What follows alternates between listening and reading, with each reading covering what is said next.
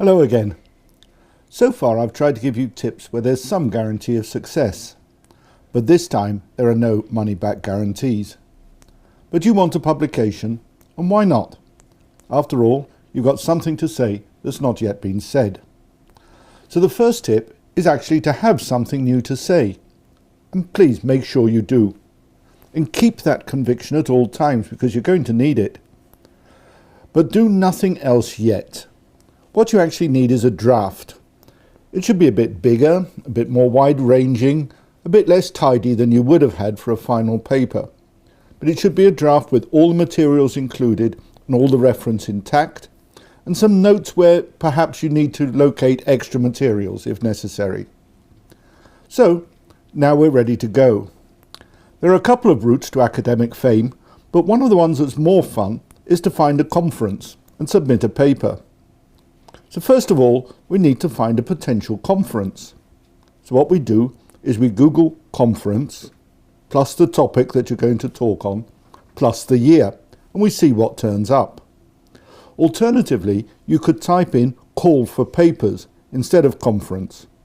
And you will be absolutely amazed at how many conferences there are that might have space for a paper like yours, and many of them in pretty nice locations as well.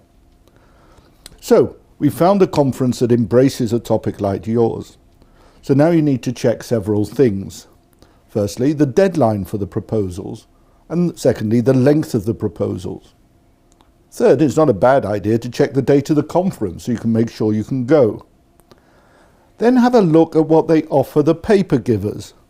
Most conferences will give a fee waiver, some might offer accommodation, and a few will offer travel.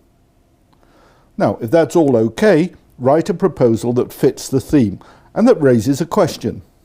And if accepted, write a paper that fits what you've actually proposed. Now, conferences themselves can be great fun. For a start, you get to meet other people in the panel in which you're interested, the panel that covers the topic of your paper. But at this point, you should be prepared for a shock. They might be the only ones to appear at your 8 a.m. session. Now, this isn't unusual. Many people who attend conferences only get their universities to pay if they present a paper, so there's almost always too many sessions. But don't forget, you have to keep them awake, and you've got the rules for that in our podcast. Now, a second thrill, especially if you're new to this game, is that you get to see your footnotes walking around in the flesh, and some of them might even turn up at your session. But the basic point is that you can network. There might be a conference volume, or a group of your panelists might decide to work towards a collaborative volume. And there may even be a follow-up conference. So now you're on your way. Conferences may be the fastest way to being heard by a public you want to address. But as far as a publication is concerned, it's a bit hit and miss. So if you want an academic publication, the next tip is look for and find a suitable academic journal. Now, there are a couple of considerations to bear in mind. One is the journal internationally highly ranked, because those are, to be honest, better to avoid if you're a non-academic beginner. Then you need to look, is it a general journal covering a wide range of topics within the genre, or is it highly specific? And thirdly, and more importantly, has it published anything recently on the area in which you are interested? Now, this can mean one of two things. Could mean that they're interested in more perspectives on the same topic, but equally it might be that they think they've done more than enough already. Now, when you've highlighted one or two potential journals, you go to your draft and you write your article, following of course the recommendations in our podcasts. But you don't write one article and send it to several journals. You write a separate article for each journal, one that you think they are likely to accept. Now bear in mind, you must have something to say, so you must have one or more questions or hypotheses, and preferably it should be something that is new. Now, journals tend to have a house style that goes far beyond the article length and the kind of topics they cover.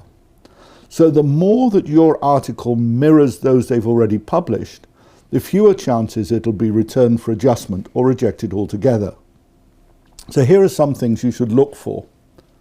1. How long is the introduction and how dense is the referencing? Secondly, do they want a literature review at the start of the article?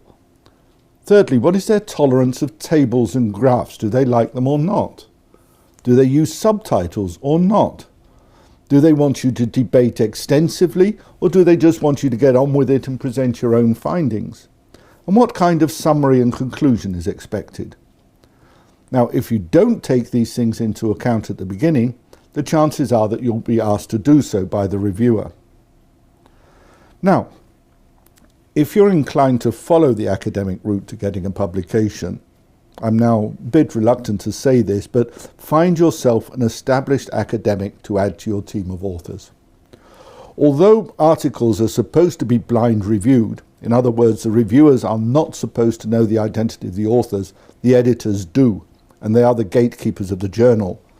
They want high-quality academics in their journals because they produce high-quality articles, or at least so they suppose. But if you reverse that logic, they do not expect unknowns to produce anything worthwhile. On the other hand, it might be worthwhile getting some academic advice from the beginning, from a local university, or from a friendly academic you met at one of your conferences. Someone who can offer advice and suggest some contacts, as well as helping you get beyond the initial screening process. So, for academic conferences and academic publications, there are two routes, either conferences or journals. Alternatively, you might decide to go it alone and publish independently, in which case there's plenty of free advice out there on the internet on how to go about it. I hope that you found this podcast helpful, whichever direction you eventually decide to choose.